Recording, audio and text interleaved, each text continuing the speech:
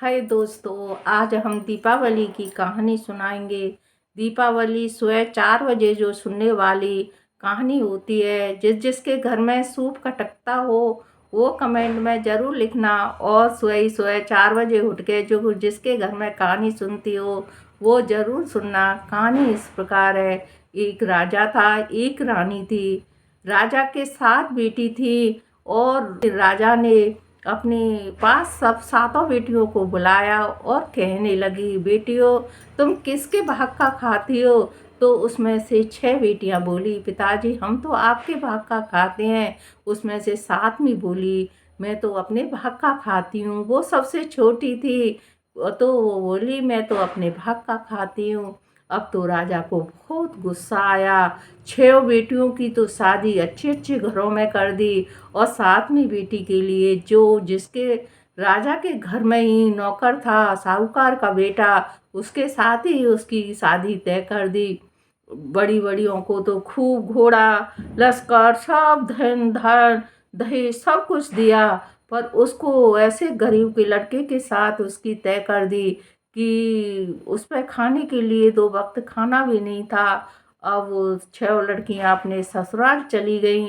7वीं की शादी आई। अब माँ को तो कानों कान खबर ही नहीं थी कि मेरी छोटी बेटी की शादी किससे तय की है।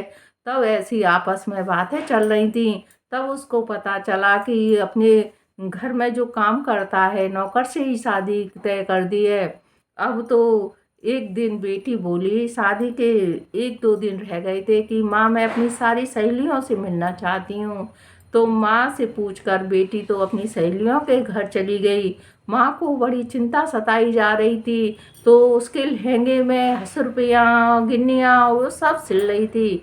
जैसी बेटी आ जाती है और माँ को सिलते हुए देख लेती है, तब बेटी कहती है, माँ ये क्या कर रही हो? क्या कुछ नहीं बेटा, कुछ दिन के लिए तेरा गुजर हो जाएगा।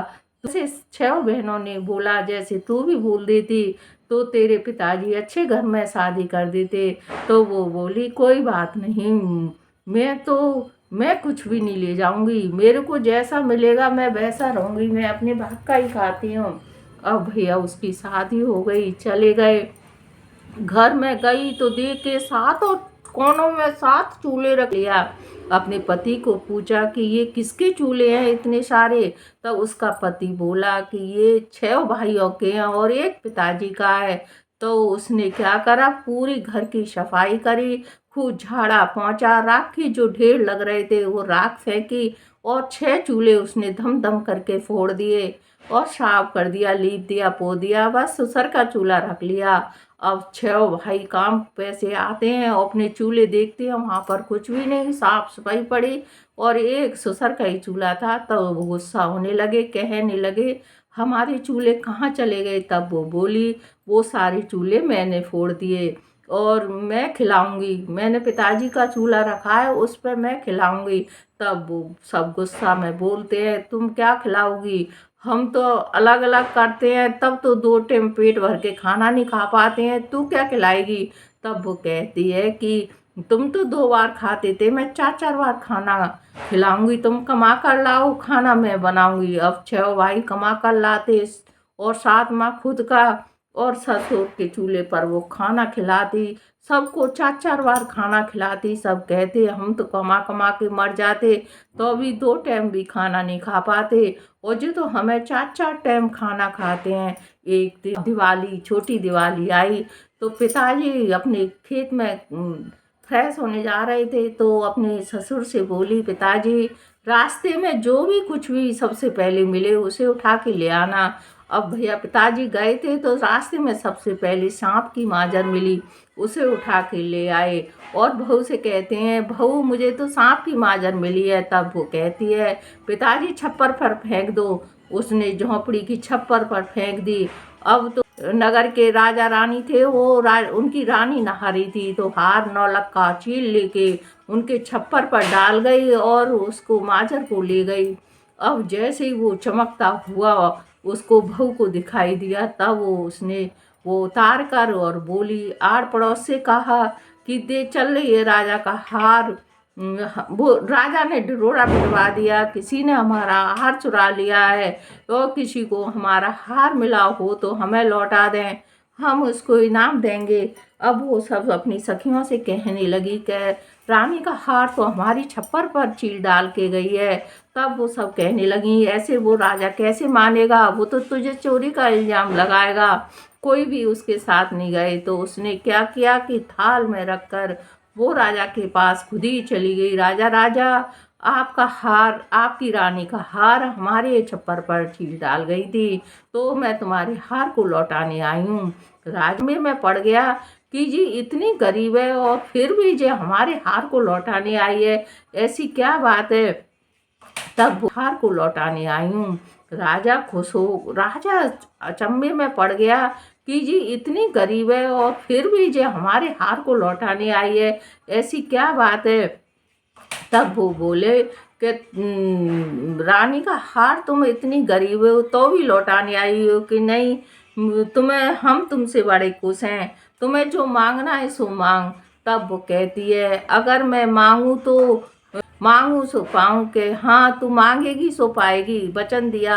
अब उसने कही कि जो दीपावली के 4 चौमुख का दिया या तो राजा के घर में जलेगा या फिर साहूकार के घर में जलेगा, मेरे घर में और किसी के पूरे गांव में नहीं जलेगा। अब राजा अचंभे में पड़ गया, अब वचन भरा है तो वचन तो निभाना पड़ेगा, और दीपावली पे दिए मेरे घर या तुम्हारे घर जलेंगे और किसी के घर नहीं जलेंगे।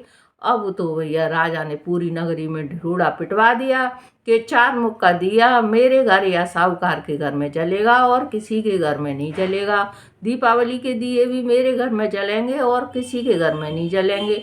अब तो सब घबराए और वो परेशान हो, कोई चलनी के नीचे चौमक का दिया रखे, कोई किसी के नीचे रखे, कोई चलनी नाली में रखे, कोई कहीं रखे, चक्की के नीचे रखे, छिपा छिपा के दिए जला रहे। अब तो जैसे ही अब रात होती है, लक्ष्मी पूजन करके अपने ससुर से कहती है, पिताजी आप पौड़ी में सो जाओ, अगर घर जखनी आए तो किवाड़ मत खोलना। अब वो पौड़ी में सो गए। अब तो देखे तो सब पूरे गांव में अंधेरा, बस एक राजा के घर में उजाला के एक साहूकार के घर में उजाला। लक्ष्मी आई, खोल के बाड़। तब वो उसका बुढ़ा वो कहता है ससुर कि बेटा ये घर जखनी आई है, बता क्या करूं। खोल के बार खटखटा रही है कि मत खोलो पिताजी, सो जाओ, कि नो के हम ना खोल रहे। तो भैया फिटफूट चली गई, पूरे गांव में घूमे आई, राजा के घर उजाला के साहूकार के घर में उजाला। राजा के घर में तो पहले से ही लक्ष्मी थी। अब वो बड़ी परेशान, तो फिर दोबारा आई, खोल के बार के भटूजे तो फिर घर उजकनी आ गई। अब क्या करूं, कह दो कि हम नहीं खोल रहे हैं। चली गई भैया, फिर आई चक्कर लगा के तीसरी बार, खोल के बाड़ कुंडी खटखटाए। बटूजे फिर आ गई तीसरी बार, क्या करूं, के वचन भरवा लो पिताजी कि अगर साथ साथ को आवे तो आ जा, तो मैं खोल दूंगा, नहीं तो मैं नहीं खोलूंगा। तब वो बोली, हाँ खोलो तो सही, में साथ साथ क्यों आई हूँ। आके किवाड़ खोले का जैसे हीरा मोती और सिक्के गिन्नी जोई जंगर जंगर कुड़ दी और पूरा ढेर लग गया। अब सोई बहू कहती है, पिताजी इनको सबको कट्टे में भर के और उस पे लोहा सुनार पे ले जाके फसेरी बनवा लाओ। अब उसको सुनार पे ले गया ससुर बहू के कहने से और फसेरी बनवा लाया। अब वो कहती है कि पिताजी इसे पोकर में फेंक के आओ। ससुर ले साइकिल पे बांधो, उसे पोकर में डाल आया। मछुआरा पोकर में मछली पकड़ने आया, उसे कीचड़ में लिपड़ी हो क्या कहते फसेरी मिल गई। अब वो उसने सोचा कि भाई दौड़ जा रही है, मेरा तो लोई की सी लग रही थी, काली कीचड़ में बिगड़ गई कि मैं तो दुकान पे बेच के और बूरा चावल ले आऊँगा। उसी की दुकान पे बूरा चावल लेने आ गया, उस फसेरी को ले आया। अब जैसी फसेरी को बहू ये तो भी आ गई कि रख लो पिताजी, अब तो ये 7 साल के लिए आई। जैसी उस साहूकार की बेटी के घर में लक्ष्मी आई, जैसे हर किसी के घर में आना, सुनते सुनाते हुंकारा भरने, सबकी मनोकामना पूरी करना। बोल श्री लक्ष्मी मैया की जय, वो सच्चे दरबार की जय। जिसके घर में स्वयं कहानी सुनते हो तो ज़रूर सुनना, लाइक करना, सब्सक्राइब करना, जिसको पसंद आई हो तो कमेंट करना। धन्यवाद।